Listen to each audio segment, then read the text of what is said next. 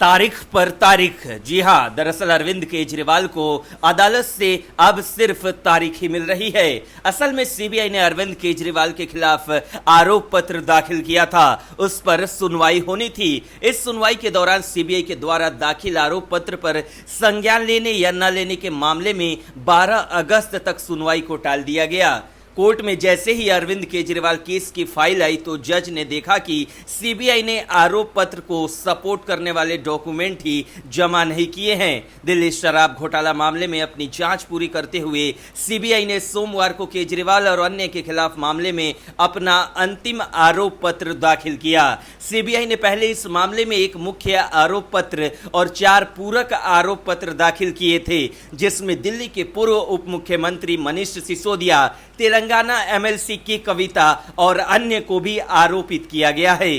CBI ने आरोप लगाया था कि शराब नीति के 3 हितधारक शराब निर्माता, थोक विक्रेता और खुदरा विक्रेताओं के बीच प्रावधानों का उल्लंघन करके और नीति की भावना के खिलाफ एक कार्टेल बनाया गया था। सभी षड्यंत्रकारियों ने कथित तौर पर उक्त आपराधिक साजिश के अवैध उद्देश्यों को प्राप्त करने में सक्रिय भूमिका निभाई। एजेंसी ने कहा कि सोमवार को दाखिल किया गया आरोप पत्र मामले में उसका अंतिम आरोप पत्र है। एजेंसी ने कविता के खिलाफ अपने आरोप पत्र में कहा कि टीडीपी सांसद और शराब व्यवसायी मंगुटा श्रीनिवासुलु रेड्डी ने 16 मार्च 2021 को दिल्ली सचिवालय स्थित अपने कार्यालय में केजरीवाल से मुलाकात की और उनसे राष्ट्रीय राजधानी में अपने शराब कारोबार में सहायता प्रदान करने का अनुरोध किया, ताकि उस समय बन रही आबकारी नीति 2021-22 में बदलाव किया जा सके।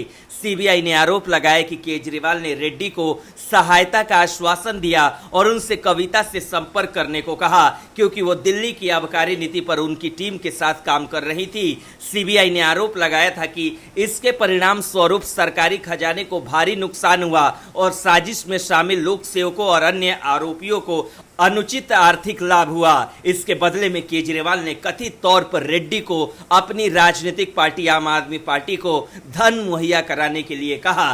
सीबीआई ने यह भी आरोप लगाया कि दक्षिण भारत के शराब कारोबार से जुड़े कुछ लोगों ने सह आरोपी विजय नायर, अभिषेक बोइनपल्ली और दिनेश अरोड़ा के माध्यम से 2021-22 की आबकारी नीति में बदलाव करने के लिए लगभग 90 से 100 करोड़ रुपए की रिश्वत दिल्ली में सत्तारूढ़ आप के कुछ नेताओं और अन्य लोक सेवकों को अग्रिम रूप से दी थी। एजेंसी ने आरोप लगाया कि यह रिश्वत बाद में L1 लाइसेंस रखने वाले थोक विक्रेताओं के लाभ मार्जिन से विभिन्न तरीकों से उन्हें वापस कर दी गई, जैसे अतिरिक्त क्रेडिट नोट जारी करना, बैंक हस्तांतरण और दक्षिण लॉबी के कुछ षड्यंत्रकारियों द्वारा नियंत्रित कंपनियों के खातों में बकाया राशि छोड़ना। ब्यूरो रिपोर्ट, न्यूज़ चौक।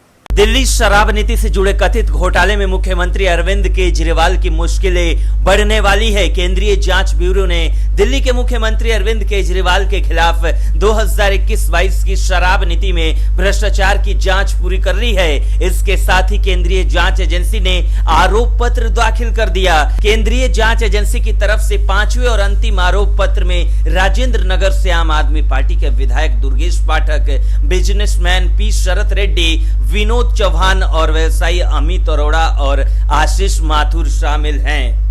दुर्गेश पाठक साल 2022 में गोवा विधानसभा चुनाव के लिए प्रभारी थे। वहीं शरत रेड्डी ईडी की समानांतर जांच में सरकारी गवाह हैं और उन्हें क्षमादान दिया गया है। नए आरोप पत्र में सीबीआई ने पूर्व उप मुख्यमंत्री मनीष सिसोदिया और के कविता सहित 23 व्यक्तियों पर भ्रष्टाचार निवारण अधिनियम, आपराधिक षड्यंत्र और धोखाधड़ी के तहत आरोप लगाए हैं। सीएम केजरीवाल के खिलाफ आरोप। सीबीआई ने कहा कि केजरीवाल आपराधिक षड्यंत्र में मुख्य साजिशकर्ता में से एक के रूप में सामने आए हैं। केजरीवाल के करीबी विजय नायर आबकारी नीति में उनके अनुकूल प्रावधान शामिल करने के लिए विभिन्न शराब निर्माताओं और व्यापारियों से संपर्क कर रहे थे।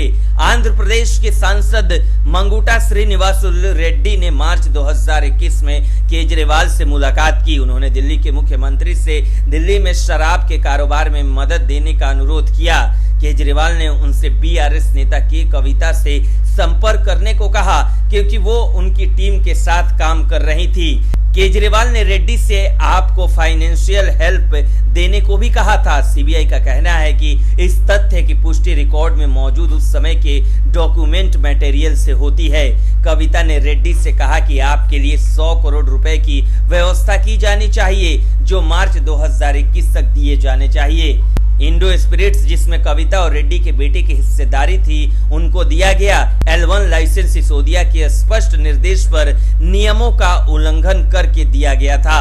आबकारी नीति पर निर्णय लेने के लिए मंत्रियों के समूह की फरवरी 2021 में हुई 8 से 10 बैठकों का कोई उचित विवरण तैयार नहीं किया गया था। मई 2019 में कोविड-19 महामारी के पीक पर रहने के बावजूद नई आबकारी नीति को बहुत जल्दीबाजी में संशोधित और अनुमोदित किया गया। एलजी सक्सेना द्वारा कथित अनियमितताओं की सीबीआई जांच की सिफारिश के बाद अगस्त 2022 में दिल्ली आबकारी नीति 2021-22 को रद्द कर दिया गया था। ब्यूरो रिपोर्ट, न्यूज़ चौक। क्या किसी राज्य के मुख्यमंत्री के जान को खतरा हो सकता है? अगर उस राज्य के मुख्यमंत्री के जान को खतरा है तो फिर उस राज्य में सेफ कौन है? जी हाँ, दरअसल हम बात कर रहे हैं दिल्ली की। राष्ट्रीय राजधानी दिल्ली में इन दिनों शराब का मुद्दा जोरों पर है। शराब की आड़ में जो आम आदमी पार्टी ने घोटाला किया, उसके बाद से अब सिर्फ यही कहा जा रहा है कि दिल्ली के मुख्यमंत्री के जान को खतरा है। बता दें कि मुख्यमंत्री अरविंद केजरीवाल की पत्नी सुनीता केजरीवाल ने बीजेपी पर निशाना साधते हुए कहा कि उसकी राजनीति नफरत और राष्ट्रीय राजधानी के निवासियों के काम को रोकने की है। सुनीता केजरीवाल ने दावा किया कि तिहाड़ में उनके पति की जान को खतरा है। जंतर मंतर पर इंडिया ब्लॉक की रैली को संबोधित करते हुए सुनीता केजरीवाल ने आरोप लगाया कि उनके पति को एक बयान के आधार पर आबकारी नीति मामले में फंसाया गया है। उन्होंने कहा कि ईडी ने केजरीवाल को क्यों गिरफ्तार किया, ये एक साजिश और दबाव के कारण था। ट्रायल कोर्ट ने उन्हें जमानत दे दी, लेकिन केंद्र ने दोहरी कार्रवाई शुरू की। ईडी ने जमानत पर रोक लगा दी और सीबीआई ने उन्हें गिरफ्तार कर लिया। वो पिछले 22 सालों से डायबिटीज से पीड़ित हैं, लेकिन हमें उन्हें इंसुलिन दिलाने के लिए अदालत का दरवाजा खटखटाना पड़ा। अरविंद केजरीवाल की स्वास्थ्य स्थिति के बारे में बात करते हुए उन्होंने कहा कि उनके हाथ में एक सेंसर बंधा हुआ है जो उनके शुगर लेवल को रिकॉर्ड करता है। अगर शुगर लेवल 50 से नीचे चला जाता है तो मरीज कांपने लगता है। जब वो घर पर थे तो ऐसी चीजें 5 महीने में एक बार होती थी और हम उन्हें स्थिर करने के लिए कुछ मीठा देते थे। लेकिन कुछ दिन पहले हमें पता चला कि जेल में उनका शुगर लेवल कई बार कम हुआ। बता दें कि आम आदमी पार्टी बीजेपी पर जेल में केजरीवाल की हत्या की साजिश करने का आरोप लगा रही है और उनकी मेडिकल रिपोर्ट का हवाला देते हुए दावा कर रही है कि 3 जून से 7 जुलाई के बीच उनका शुगर लेवल 34 बार नीचे गिरा। सुनीता केजरीवाल ने कहा कि मैं भगवान का शुक्रगुजार हूं कि उनके साथ कुछ भी अप्रिय नहीं हुआ, उनकी जान को खतरा है। हाल ही में एलजी साहब ने एक पत्र लिखा था जिसमें कहा गया था कि मुख्यमंत्री जानबूझकर अपना भोजन कम कर रहे हैं। उन्होंने कहा ये क्या मजाक है। उन्होंने ये भी कहा कि वे इंसुलिन कम ले रहे हैं। जब शुगर का स्तर बढ़ जाता है तो उन्हें इंसुलिन दिया जाता है। बीजेपी पर निशाना साधते हुए उन्होंने कहा क्या ये बीजेपी की तानाशाही और साजिश नहीं है? उन्होंने दिल्ली के लोगों के काम को रोकने के लिए उन्हें फर्जी मामले में फंसाया है। वे हमेशा ये सुनिश्चित करने के लिए लड़ेंगे कि लोगों के काम प्रभावित न हो।